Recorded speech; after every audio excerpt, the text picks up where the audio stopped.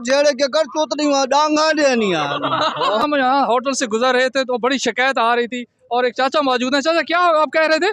मैं कह रहा हूँ कि ये जो है ना इतनी चीनी महंगी हुई है कि एक को चीनी का कप के साथ चाय वाला कप 100 रुपए कर दिया है अभी लोगों। ये चाय ना प्याला 100 रुपए? 100 रुपए। अभी क्या करें यार, दूध नहीं मिलते, कहते 200 रुपए किलो है दूध। अच्छा। हाँ, और ये दिखाएं नाज़रीन को, थोड़ा सा लेकर आए।